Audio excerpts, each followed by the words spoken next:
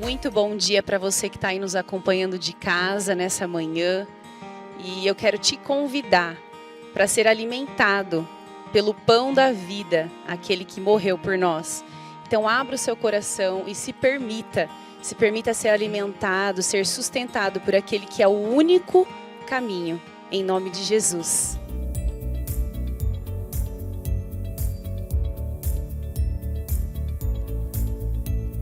Agora temos o nosso momento de fidelidade e generosidade. É um privilégio para nós viver e participar desse momento.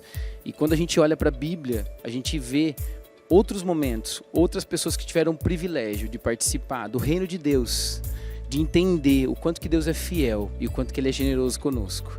Se você abrir sua Bíblia, capítulo 8 de 2 Coríntios, versículo 7, Paulo diz o seguinte: todavia, assim como vocês se destacam em tudo, na fé, na palavra, no conhecimento, na dedicação completa e no amor que vocês têm por nós, destaque-se também neste privilégio de contribuir.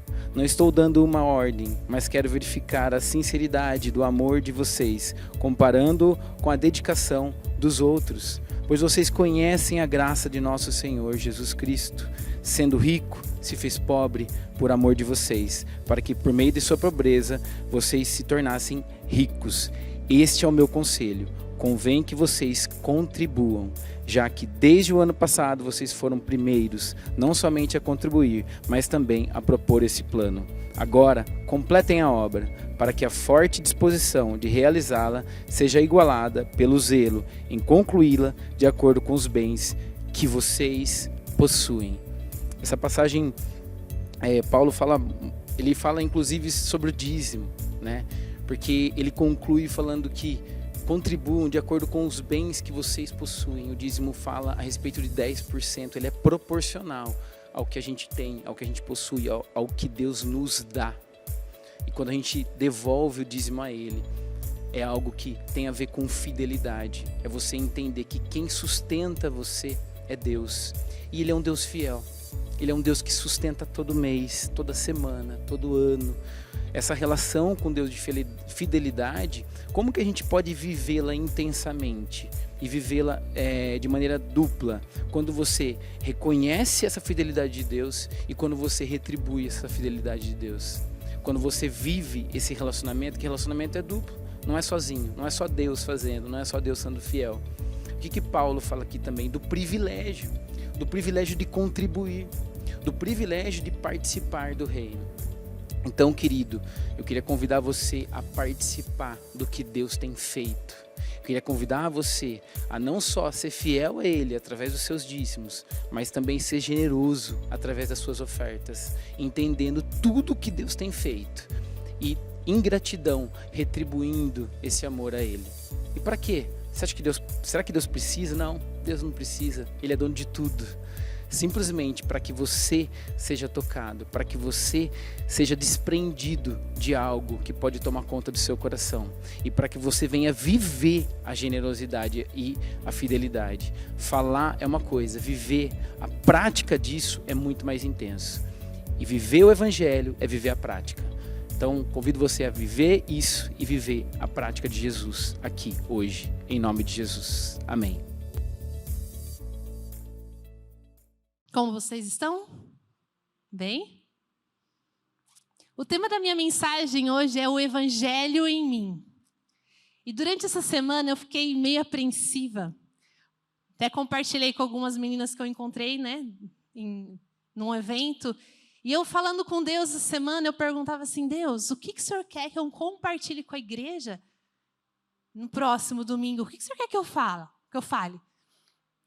E eu fazendo o meu devocional, lendo a Bíblia, estava lendo livro e nada. Falei, Senhor, o que é que está acontecendo? O teto está de bronze, tem uma música, né? E eu falei, eu vou falar para o Hugo pregar no meu lugar, porque não está dando certo isso aqui. O Senhor não quer falar comigo essa semana e não está dando certo, né? E eu falei, não é possível, né? Quando Deus nos chama, Ele nos capacita para isso. Então, Deus me chamou para estar aqui, então Ele me capacitou também para estar aqui. E eu ouvi do Senhor, né, já no final da semana, dizendo assim, viu? Fale sobre o que você vive. Do que você vive em mim. E eu pensei assim, tá bom, beleza. Mas o quê? A gente quer algo pronto, né? E talvez você não saiba, mas eu nasci num lar cristão.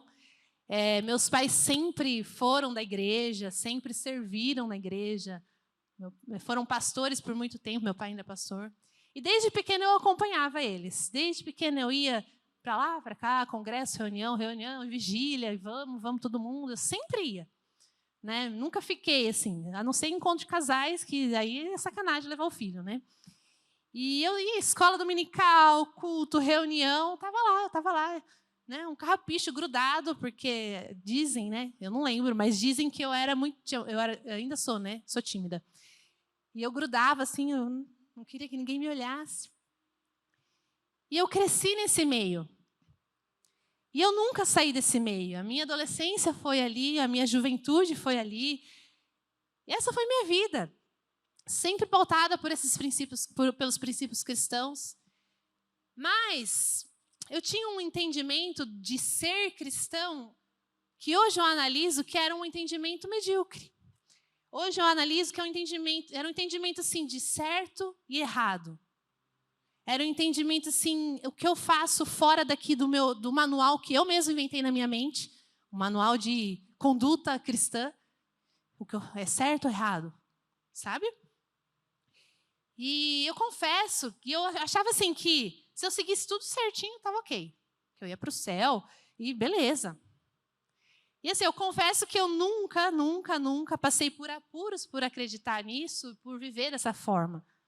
Né? Não foi algo que me prejudicou, mas ao mesmo tempo eu vivia dia após dia com um certo peso nos meus ombros de que eu tinha que ser muito certa, muito correta, muito certinha. Não podia fazer nada, porque, meu Deus, onde já se viu ainda mais sendo a filha do pastor. Ela não pode errar. Então, sempre ali, não porque alguém mandou e não porque a Bíblia disse, mas porque eu achava que era assim. E é interessante que esse manual que eu achava não era a Bíblia. Não era a Bíblia que falava, era um manual que eu inventei na minha mente de religião mesmo, de condutas, de regras, de práticas, porque a Bíblia não prega muito sobre isso. E ao longo dos anos, o Senhor vem se apresentando a mim, o Senhor vem escancarando aos meus olhos o impacto do verdadeiro evangelho na minha vida, o impacto, o que é de fato o evangelho, o que ele fez por mim, o que ele continua fazendo na minha vida, quem ele é, que obra é essa, que obra tão maravilhosa é essa que ele realizou. E é sobre isso que eu quero compartilhar com você nessa tarde, que é o evangelho em mim. E eu quero que você acompanhe comigo e abra sua Bíblia lá em Romanos 1. Nós vamos ler os versículos 16 e 17.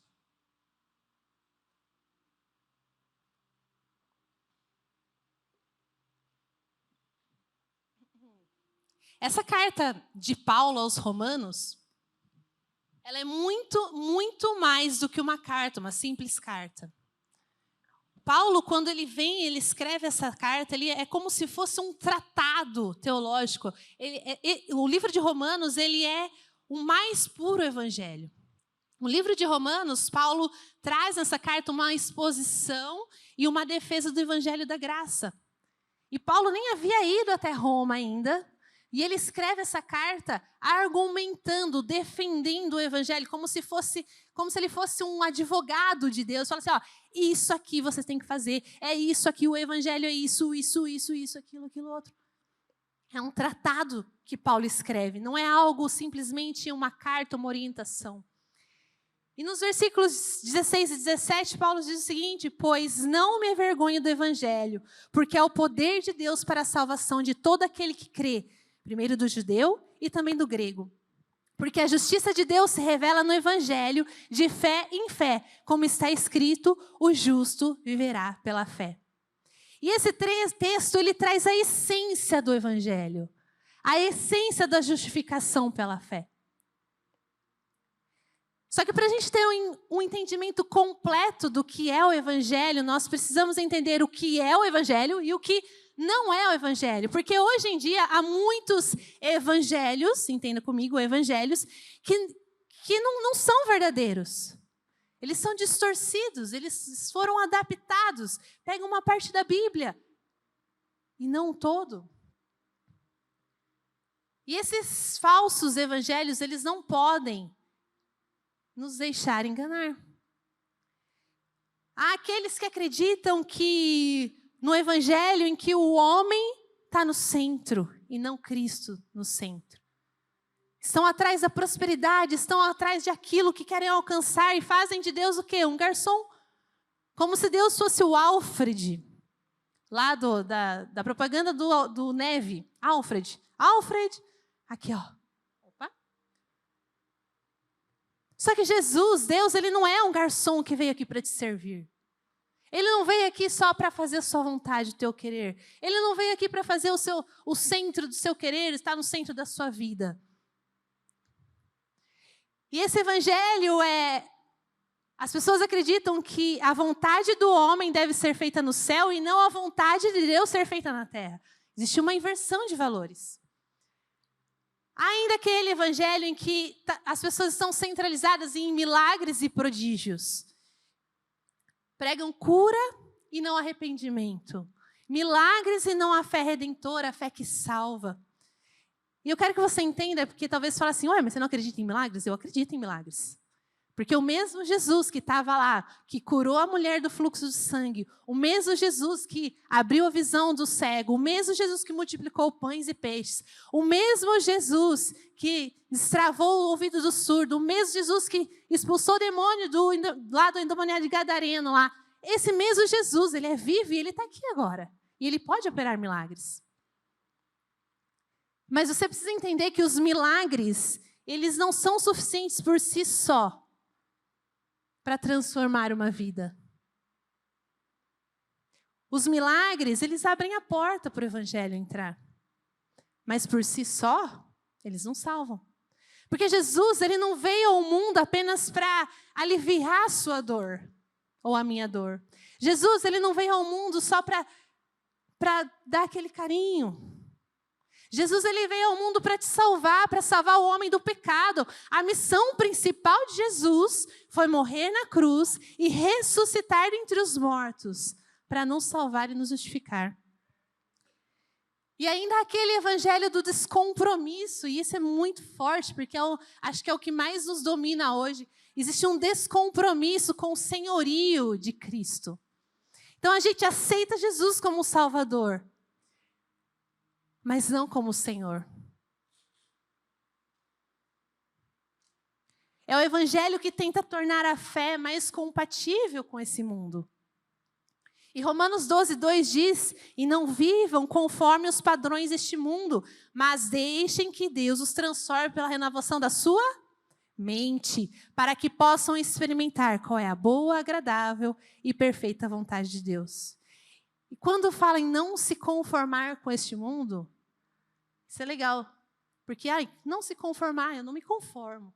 Não se conformar com este mundo não é você falar assim, eu não me conformo com o que está passando na televisão. Eu não me conformo com as novelas que têm passado por aí, com a série tal, com a música que é cantada, com o pastor que foi lá pular carnaval no negócio da Anitta. Eu não me conformo com esse... Não se conformar com este mundo é você não se moldar aos padrões deste mundo. Sabe um bolo? Quem gosta de fazer bolo aqui? Quem gosta pode fazer sempre e me convidar para comer, tá bom? Sabe o bolo? Quando você faz o bolo, você coloca a massa do bolo dentro, certo? Você bota passar, certo? Você tira o bolo quentinho. Quem gosta de bolo quente? Com manteiga é melhor. Você tira o bolo quentinho. E aí você vai o quê? Desenformar o bolo. Não todos, né? Que aquele na forma quadrada não dá. Mas normalmente aquele bolo de forma redondinha, você vai desenformar ele. E aí você vai virar. A forma do bolo vai ser... Se a assadeira é redonda, ela vai ser quadrada ou redonda? Redonda. Então, quando Paulo fala que não se conforme com esse mundo, ele está falando assim, viu? Não entra nessa forma de bolo redonda aí não, porque você vai ficar redondinho igual o mundo. Você não se conformar com este mundo é você se posicionar. E se posicionar, muitas vezes, é você ir lá na escola do teu filho e falar assim, viu, isso aí que você está ensinando lá, meu filho veio e me contou, viu, isso aí não. Pronome neutro, viu, aqui não.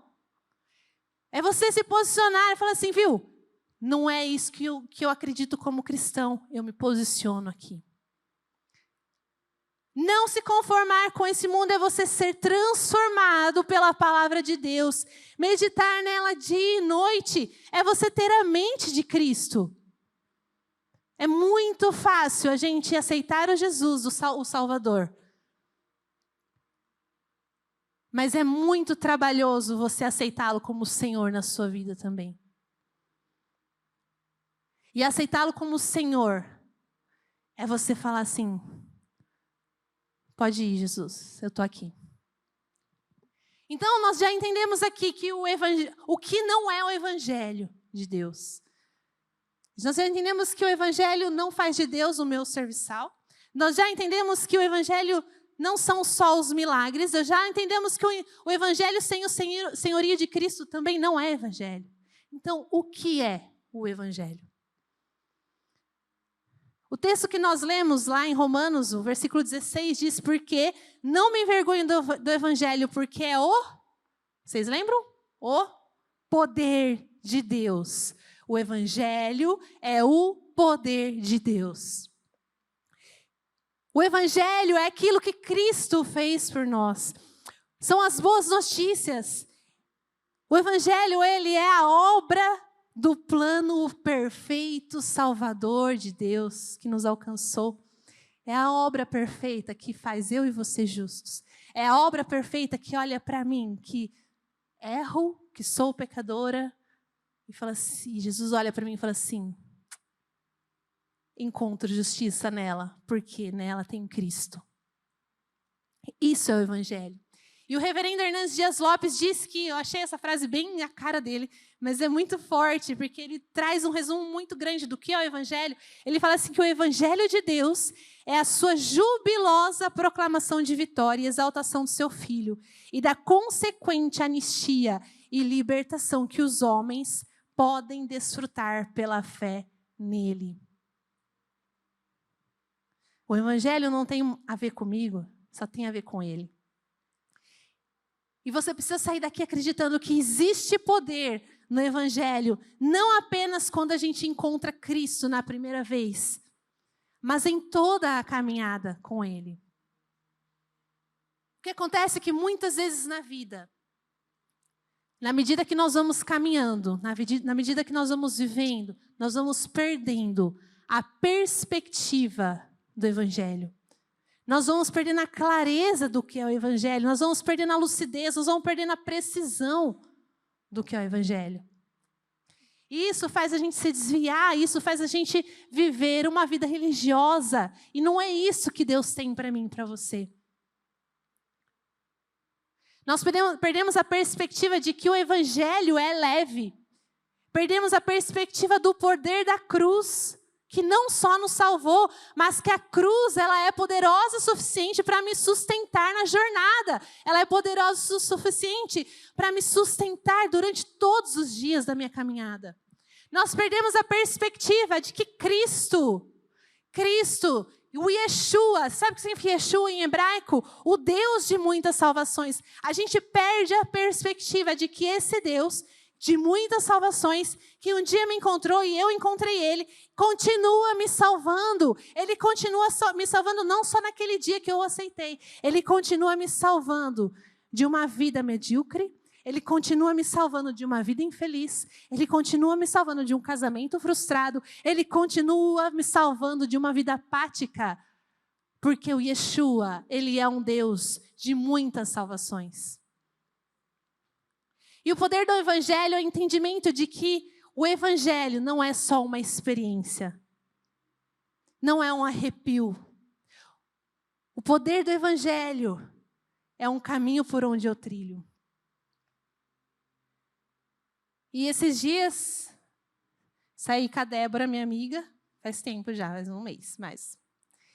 E esse dia a gente conversa para lá e para cá, atualiza, né? Atualiza o software para ver se está tudo certo.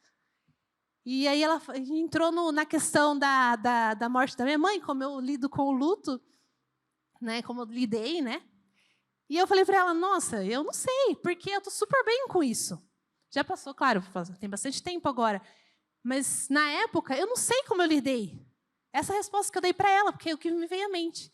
E eu estudando essa palavra, o Senhor falou assim, você não sabe? Eu sei, é o Evangelho em você. Porque você está encarando, pela perspectiva do Evangelho, uma dor. E você passa pela dor. E você se sente bem. Por quê? Porque Cristo está em você. Porque tudo aquilo que se torna pesado é porque está fora do trilho. O parâmetro ali do Evangelho está fora.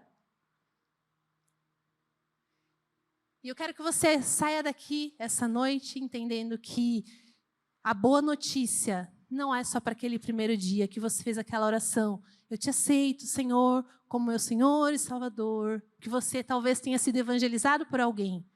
O Evangelho é a boa notícia para a sua vida inteira. O Evangelho traz vida e poder e é o maior presente que você pode receber.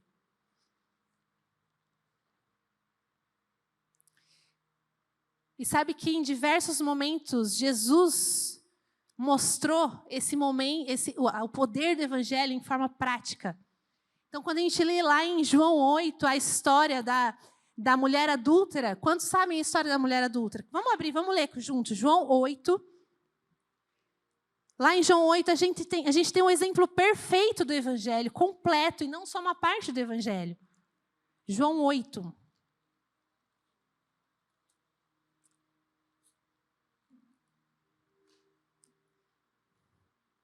O Evangelho é aquele que me alcança aonde e como eu estou, mas ele nunca deixa como eu estou. E lá em João 8, você consegue ver, na forma prática, tudo perfeitinho, inteiro, completinho, o que significa o Evangelho. E fala assim, e cada um foi para a sua casa, João 8:1. Jesus, no entanto, foi para o Monte das Oliveiras, de madrugada. Voltou novamente para o templo e todo o povo se reunia em volta dele. E Jesus, assentado, os ensinava.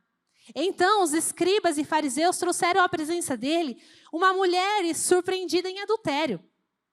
E fazendo-a ficar em pé no meio de todos, disseram a Jesus, Mestre, essa mulher foi surpreendida em flagrante adultério. na lei de Moisés, nos ordenou que tais mulheres sejam apedrejadas. E o Senhor, o que tens a dizer?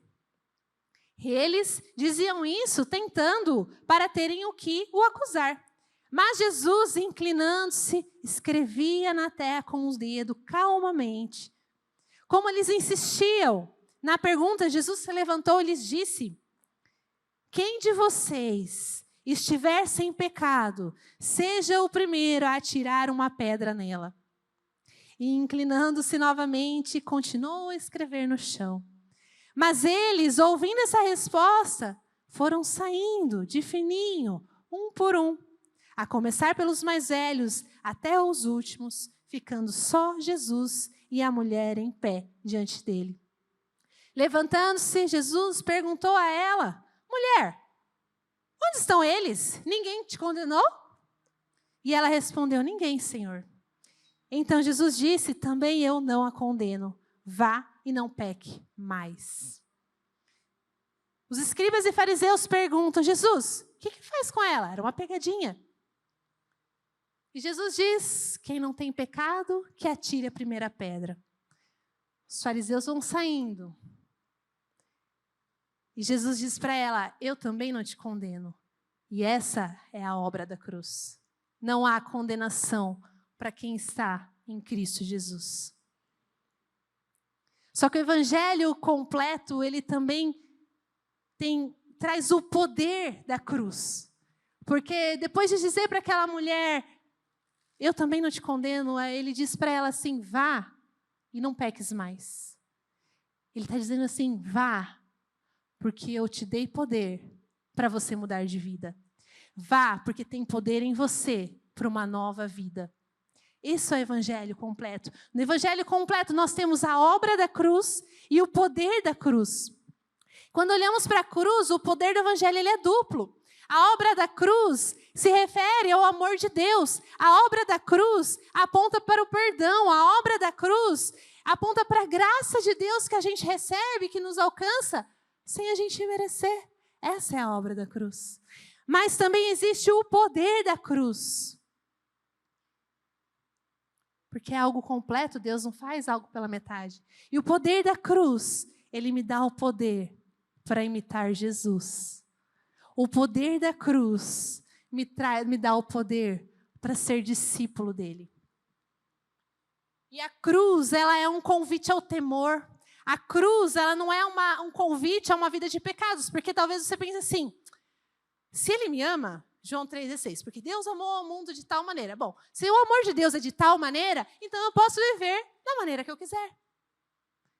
E esse é o negócio, é o ponto-chave, porque a obra da cruz é um convite ao temor, porque eu não posso ver, se ele já me ama, eu posso fazer o que eu quiser. Não! Ele me perdoou mesmo. Não! Porque transformação não é uma adaptação. O pastor José falou da mulher do fluxo de sangue, que fluiu o poder de Jesus, e a vida dela foi transformada. Ela passou de ser na multidão para ser uma mulher que foi reconhecida na Bíblia. Porque fluiu o poder de Jesus. A cruz é um convite à transformação e não a uma adaptação. E recentemente, nós voltamos de férias semana passada e nós fomos na Disney. E a gente visitou um parque lá e foi bem legal, que estava tendo um festival de jardinagem, de jardim. Então, o parque estava muito bonito, muito colorido, cheio de flores. Então, você tinha o Pateta em formato de jardim, você tinha a Minnie em formato de jardim, você tinha todos os personagens em formato de jardim, sabe?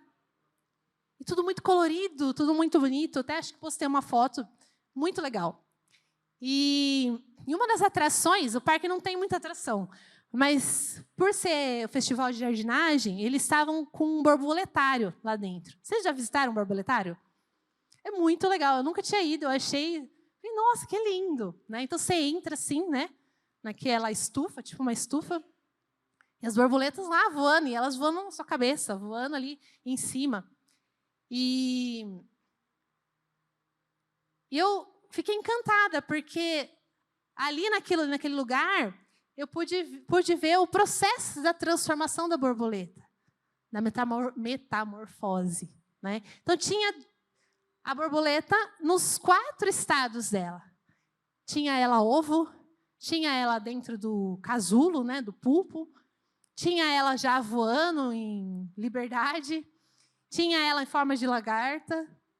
Então, eu achei tão fantástico. E aí, eu hoje, pensando, eu falei, é isso que Deus faz, porque a gente, às vezes, é só um ovo ali diante de Deus. E aí Deus vem trabalhando, vem transformando, e esse é o processo de Deus na nossa vida. E aí a gente se transforma numa lagarta, de repente a gente se fecha dentro do nosso casulo, e de repente Deus trabalhou tanto na nossa vida, que nós estamos tão semelhantes a Ele, que a gente pode voar livremente e levar o amor de Deus. O processo de Deus na nossa vida é semelhante. Nunca é, Porque Jesus, a obra e o poder da cruz, ela nos transforma completamente. E é legal que o Evangelho, esse aqui eu estava estudando, eu falei, nossa, né, já ouvi tanto isso e agora está tão claro na minha mente. O Evangelho, ele é o poder para salvar. E a salvação, presta atenção, a salvação, isso aqui é uma aula, a salvação ela é passada, ela é presente e ela também é futura. Ela é passada, por quê? Porque lá na cruz eu já fui salvo, eu já fui justificada em Cristo Jesus. E ela é presente porque hoje eu estou sendo santificada e eu estou sendo salvo do poder do pecado na minha vida. E ela é futura, porque na glorificação eu vou viver longe do pecado e o pecado não tem mais nada na minha vida. E nós ansiamos por esse dia. É completo, presente, passado, futuro. O poder do Evangelho é completo. E é poderoso demais. E diante disso tudo, o Evangelho em mim, é Cristo em mim. E eu quero destacar aqui 4 efeitos do Evangelho na minha vida e na sua vida. Que não tem como, se você vive o Evangelho verdadeiro, você é transformado dessa forma. E o primeiro ponto é que o Evangelho em mim me transforma de escravo em filho. E lá em Romanos 8, 15, 16 diz, porque não recebeste o espírito de escravidão para outra vez estardes em temor, mas recebeste o espírito de adoção de filhos, pelo qual clamamos, Abba, Pai. O mesmo Espírito testifica com o nosso espírito que somos filhos de Deus. O poder do Evangelho nos transforma de escravos em filhos. O poder do Evangelho transforma a nossa identidade. Só através do Evangelho nós podemos chamar o nosso Deus de Pai. O Evangelho é um convite a você se aproximar de Deus. É um convite para você estar perto. E você pode ler o Velho Testamento inteiro, você não vai achar um profeta, o maior que seja ele. Nenhum profeta do Antigo Testamento teve a ousadia de chamar a Deus de Pai. Nenhum. Mas Jesus, em Jesus, eu e você somos pessoas comuns. Temos a liberdade de falar, Abba, Pai, Paizinho.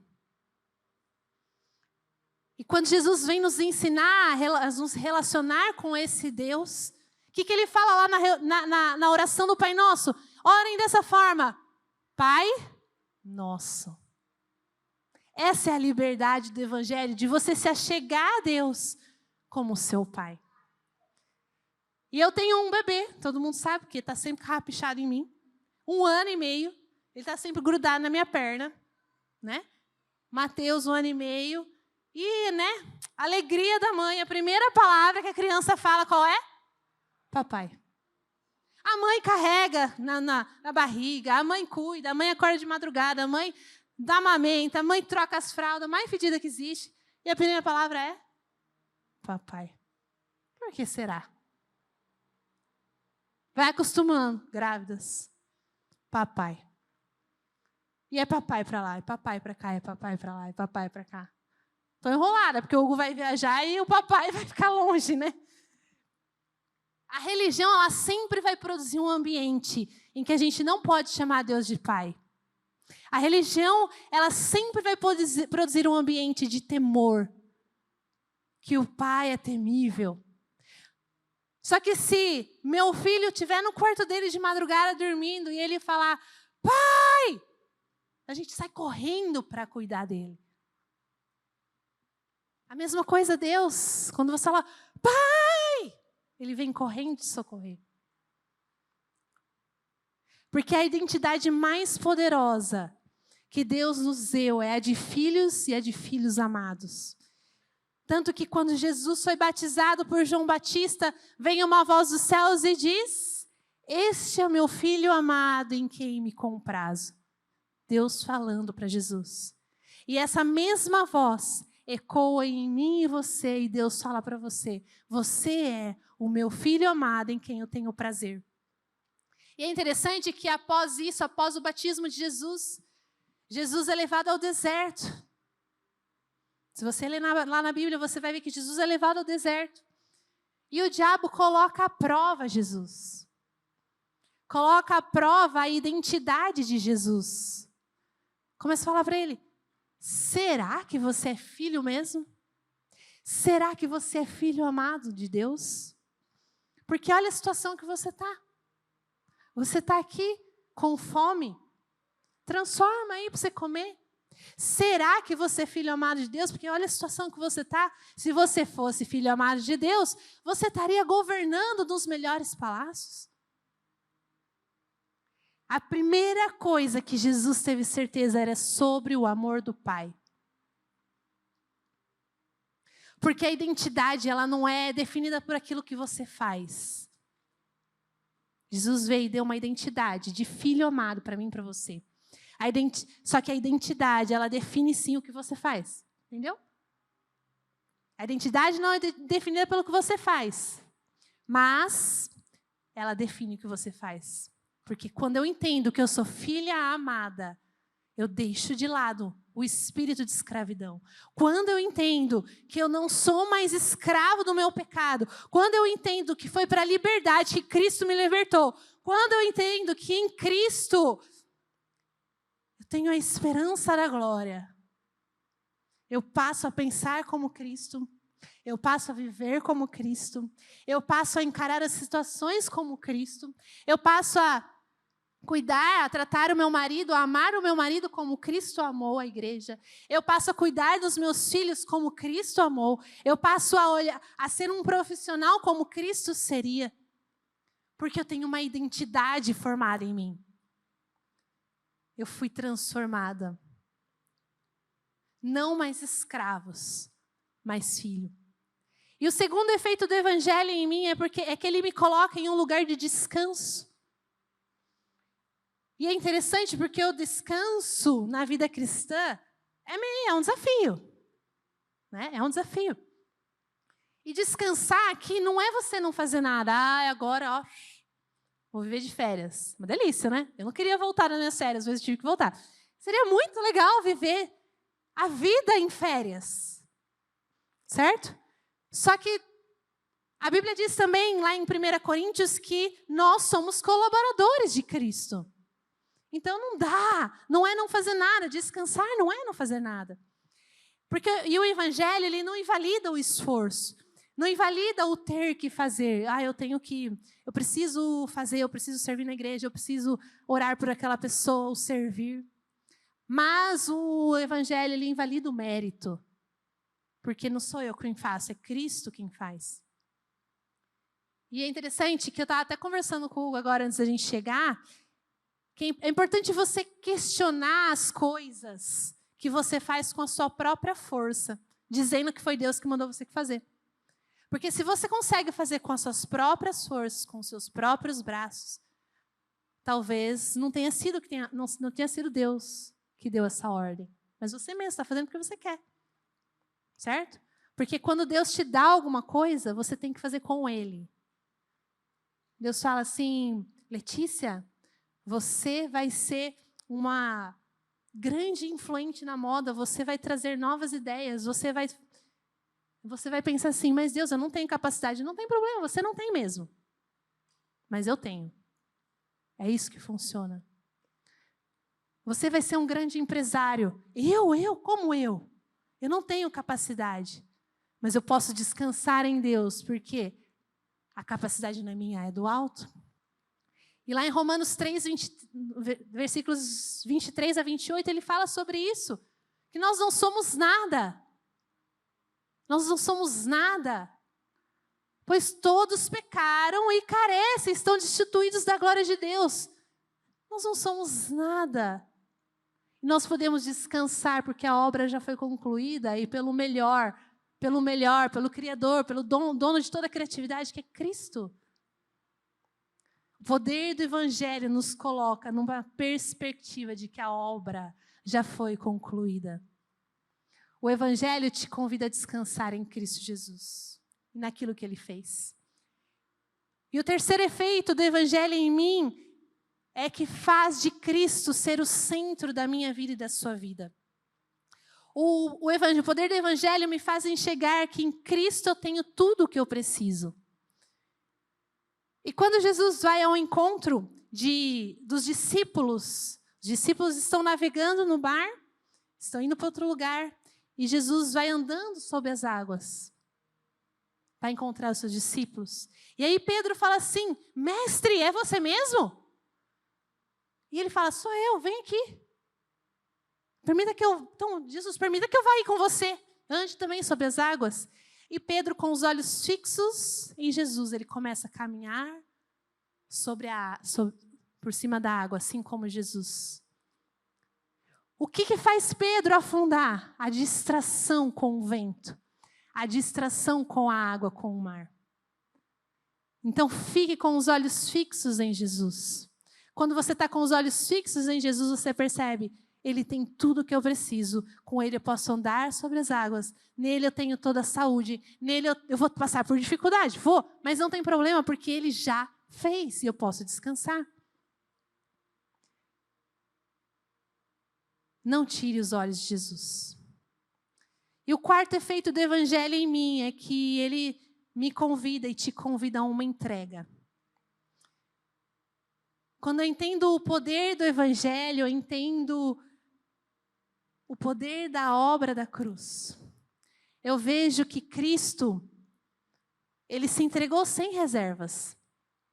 Quando eu entendo que Ele fez sem reservas, eu também preciso ser uma pessoa sem reservas para Ele.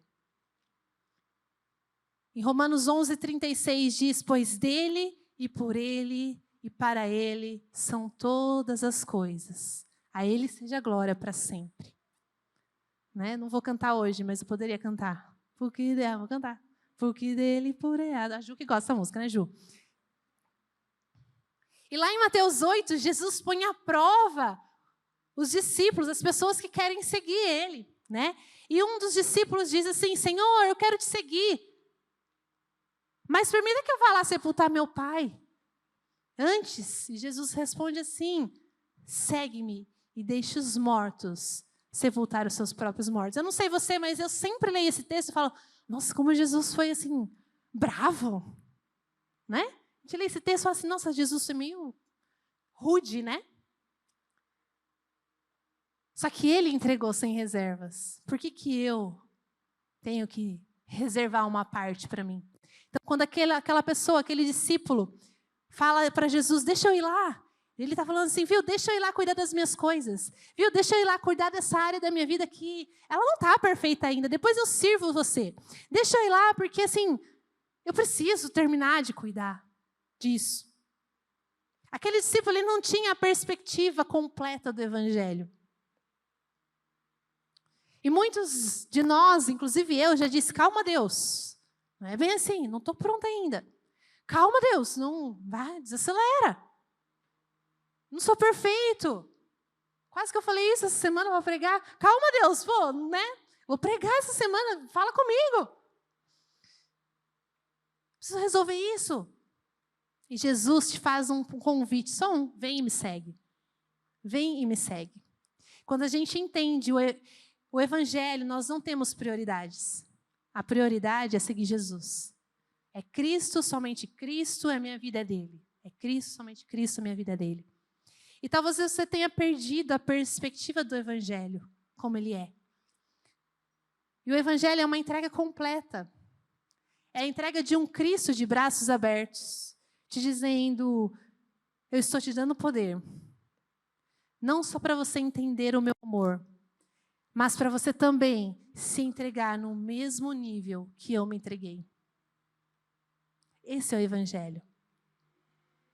O Evangelho é poder para uma entrega completa. Quero que você fique em pé no seu lugar. A banda pode subir aqui, por favor.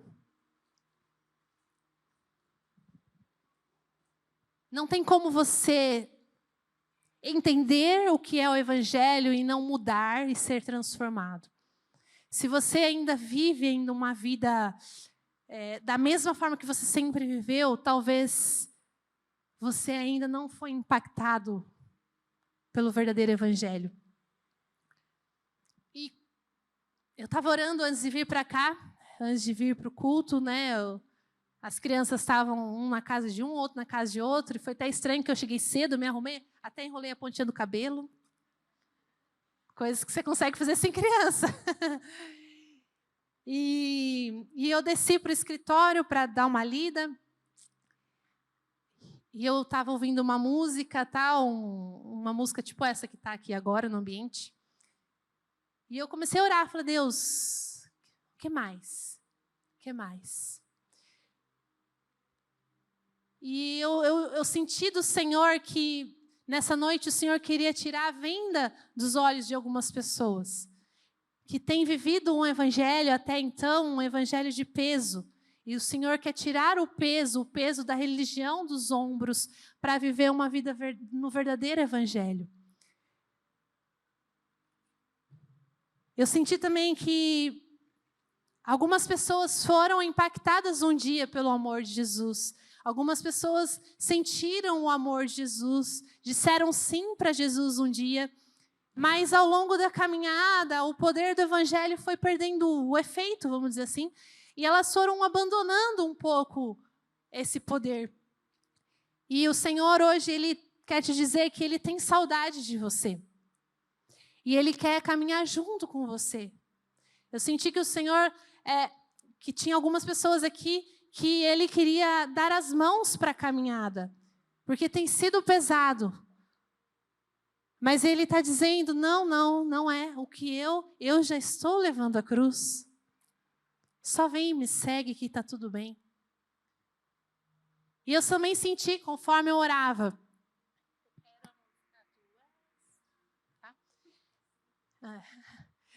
Eu também senti que algumas pessoas vivem a vida, mas vivem com reservas. Não conseguem entregar tudo. Sempre tem um quartinho escuro. E o Senhor está convidando você, eu não sei quem são, a entregar tudo e a caminhar com Ele.